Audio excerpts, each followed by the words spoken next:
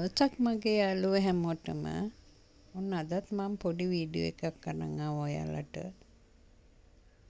මම දවසේ කරන දේවල් මෙන්ම ඔයාලට මම පොඩි කෑමක් හදන හැටිත් මේකේ දාලා තියෙනවා.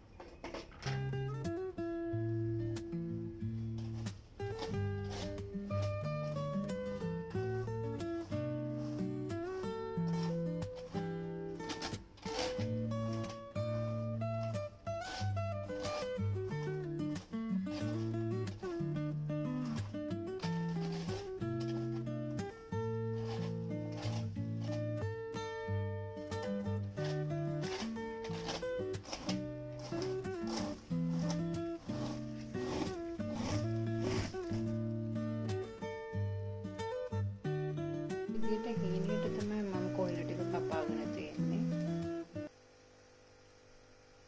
තැම්බෙන්න පහසු නිසා මම මේ විදියට කපා ගත්තා. ඔයාලට කැමති විදිහකට කපා ගන්න. හැබැයි මෙහෙම කැපුවම ගොඩක් දුරට 3-5 අල්ලලා ගොඩක් රසයි. මම හදන්නේ කොයිල වෑංජනයක්. මෙන්න තෙල් චුට්ටක් දාලා රත් වෙන්න තියෙනවා.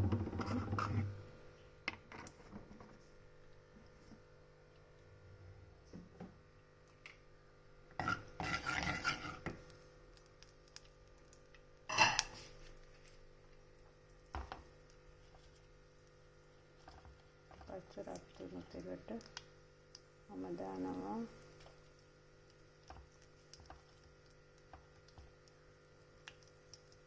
රම්පේ කුරුඳු කරපිංච ලුණු ඊළඟ ටිකක් දානවා කලපු ඉඟුරු සුදු ලුණු මේ ටික හොඳින් බෙදෙන්න දෙනවා.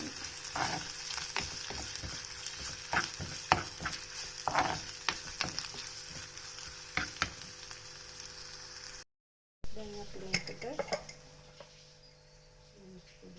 චුට්ටක්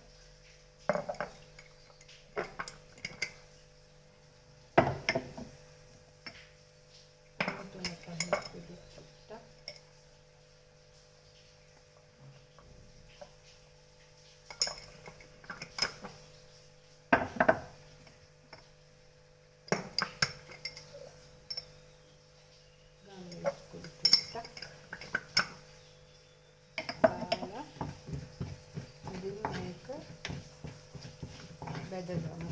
පොඩ්ඩක් කළු පාට වෙනකම් අපි තෙලේ බෙදගමු.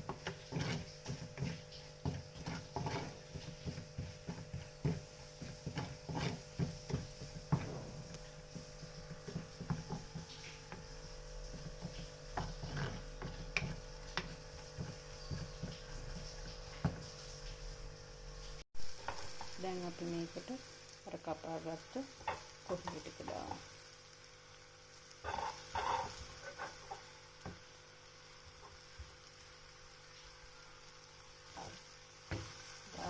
හොඳින් කවලා කරලා මේක අඩු ගින්දරේ වහලා එමින් තැම්බෙන්න තියන්න. අඩු ගින්දරේ. ඊට පස්සේ මම කරන්නේ දිය කිරි, මිටි කිරි පොඩ්ඩක් දාලා මේක අඩු ගින්දරේ එමින් උයා ගන්නවා.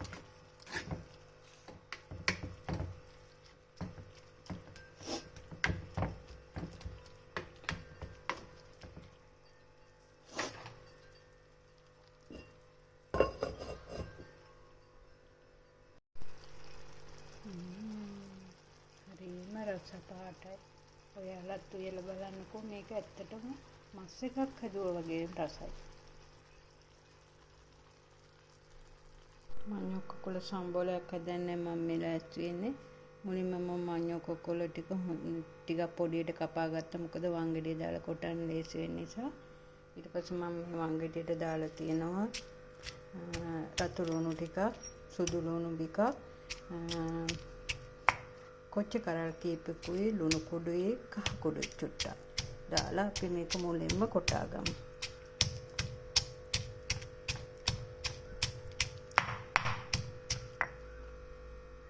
තියන්නේ හට්ටිය පිසිලා අපි මේකට තෙල් ස්වල්පයක් දාලා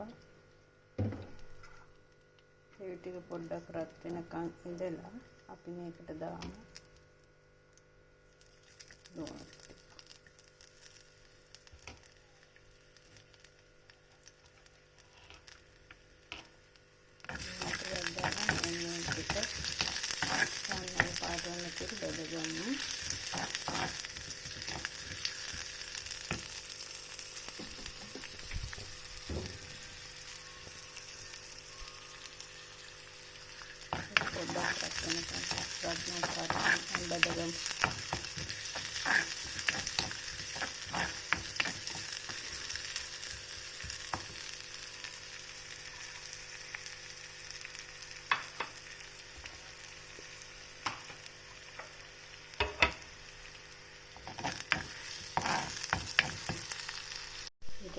Ini tinggal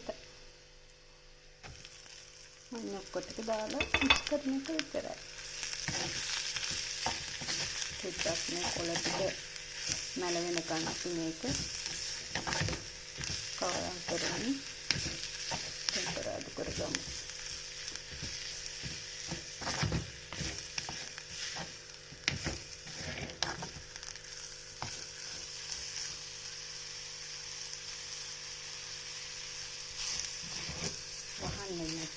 අපි මේක කවලම් කරන්නේ නොයාගමු.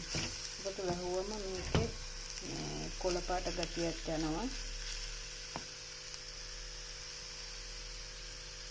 ඉතින් මම හදපල්ක සෙල්වාගෙන ඉතින් ඔයාලට කියන්න ඕනේ නෑනේ. ඔයාලා දන්නවනේ ඉතින් සාමාන්‍යයෙන් අලුත සෙල් හදන හැටි. මම මේ විදිහටම අප කුඩු චුට්ටක් තුන පහේ කුඩු චුට්ටක්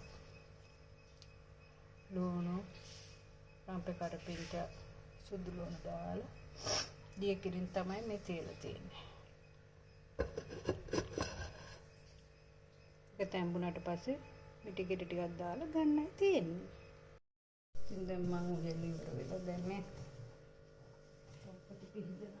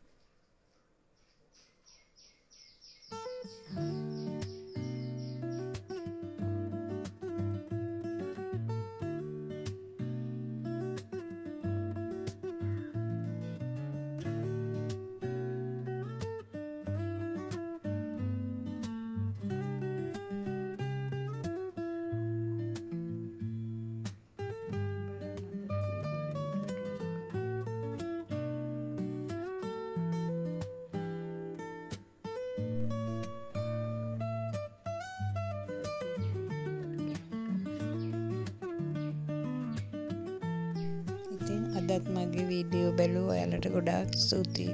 ආයෙ දවසක හමු වෙමු. ඔයාලට තෙරුවන් සරණයි. ඉතින් අදත් මගේ වීඩියෝ එක බැලුව ඔයාලට ගොඩාක් ස්තුතියි. ආයෙ දවසක හමු වෙමු.